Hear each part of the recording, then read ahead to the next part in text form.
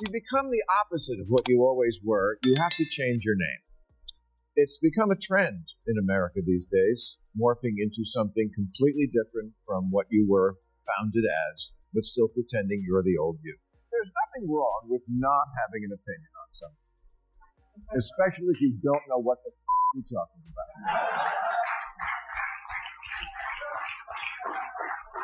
And if you're getting your facts from TikTok and Instagram and Facebook, I don't want to hear your hot take on asymmetrical warfare, because there's a term for someone who gets their news from Facebook.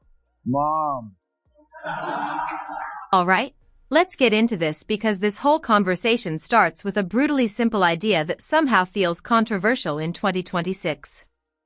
If you become the opposite of what you always were, you don't get to keep the same name. You don't get to swap out your entire identity, mission, and audience, then act shocked when people are confused or annoyed. That's not growth, that's bait and switch. And once you start seeing it, you can't unsee it. It's everywhere: networks, brands, holidays, and institutions. Things that used to stand for something specific now stand for whatever's trending on Twitter this week. And before we go any further, do me a favor, hit like, smash subscribe, and let me know in the comments if you've noticed this too. Because once you hear this breakdown, you're going to start spotting it everywhere. Bill Maher's whole rant here isn't really about politics. That's the part people miss. It's about identity, about knowing what lane you're in and staying in it, or at the very least being honest when you change lanes. Because what drives people crazy isn't evolution. People accept evolution. What they hate is being gaslit into pretending nothing changed. Take TLC, the Learning Channel. Just say the name out loud, the Learning Channel. This used to be the place where you'd actually learn things, reading, science, skills, and stuff your parents didn't feel bad about you watching. Now it's Cake Boss, toddlers and tiaras, extreme coupon hoarding like it's an Olympic sport, 1000 LB Sisters, and look, if you enjoy those shows, fine, no judgment. But let's not pretend this is educational programming. TLC stands for the Learning Channel. They used to have shows like Learn to Read and Ready, Set, Learn. Here's some of their present and recent offerings. Cake Boss, Gypsy Sisters, Toddlers and Tiaras, Extreme Couponing, What Not to Wear, My Teen is Pregnant and So Am I. 1,000-Pound Sisters and Alaskan Women Looking for Love. And that's just the shows about the pain. This is reality TV chaos with a nostalgic logo slapped on it like a fake mustache. And that's Maher's point. You didn't evolve, you abandoned your mission.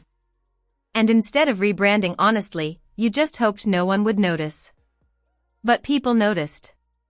They always do. The same thing happened with A&E, Arts and Entertainment. Arts is in orchestras, theater, and culture.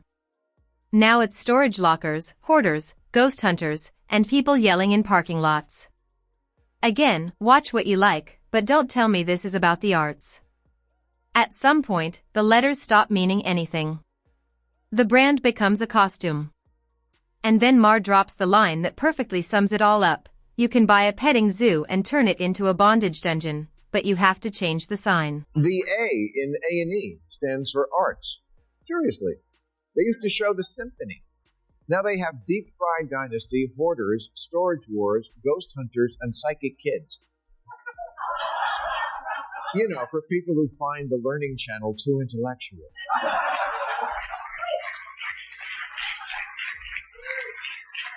The History Channel has no history, and MTV has no music. I'm just saying, you can buy a petting zoo and turn it into a bondage dungeon, but you gotta change the sign. That's it. That's the rule. That's the whole thing. MTV doesn't play music. The History Channel has aliens in pawn shops, and everyone just shrugs like this is normal. But here's the thing, it's not harmless because, when brands lose their identity, audiences lose trust, and trust is everything.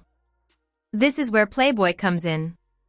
And yeah, people get uncomfortable talking about it, which kind of proves the point. Playboy wasn't subtle about what it was. It wasn't pretending to be something else. It had a very specific lane, a very specific audience, and it owned it. You didn't accidentally subscribe to Playboy. You knew exactly what you were getting. Then, suddenly, panic set in. Cultural pressure, woke rebranding, the disappearance of its original identity, the mission statement changed, and the audience was supposed to clap because it was progress. But progress toward what, exactly? For decades, Playboy was the go-to magazine for heterosexual men, with reviews of movies that came out 6 months ago and a lot of information about stereos. And fiction by Kurt Vonnegut. But mostly the thing, which was facilitated by pictures of women who were. Well, in 2016, Playboy did away with the. They took the out of Playboy. It's like taking the cats out of cat feds.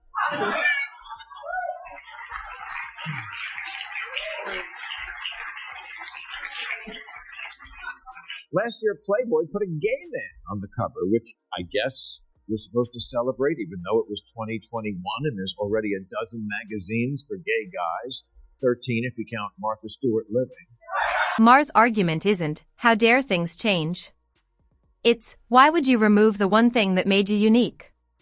When Playboy stripped itself of its core identity, it didn't attract a new audience, it just alienated the old one. And the people cheering the loudest were never going to buy the magazine anyway. That's the dirty secret nobody wants to say out loud. The critics you're trying to impress are not your customers. They never were, and they never will be. So, what happens? Sales tank, relevance evaporates, and the brand becomes just another beige, forgettable voice in an already crowded space. Not offensive enough to protest, not interesting enough to support, just there. And this problem doesn't stop at magazines or TV networks. It spreads to everything: the Sports Illustrated swimsuit issue, Valentine's Day, even the Boy Scouts. Do we really need LGBT representation in Playboy? There's a transgender teenager on every show on television except reruns of Voyage to the Bottom of the Sea. The same thing is going on with the Sports Illustrated swimsuit issue, which now celebrates all kinds of bodies except, the good kind. Let's talk about Valentine's Day for a second because this one's sneaky. It used to be simple: romance, couples, awkward dinner reservations, overpriced flowers, a day specifically designed to celebrate pairing up. And now, be your own Valentine.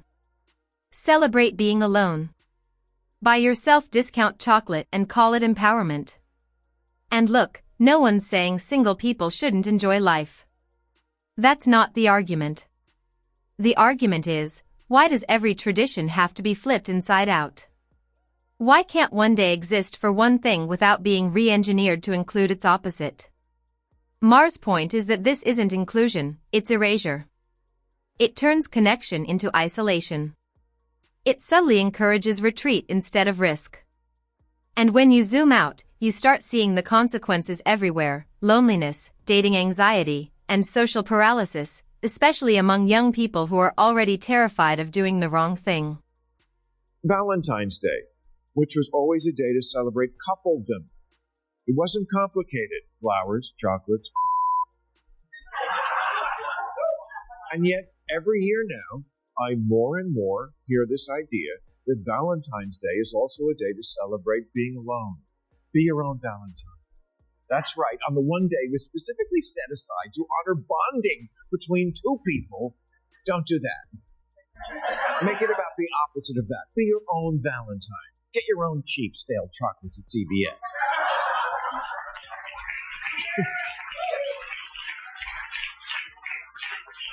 You don't even need to have sex with someone else. You can go yourself.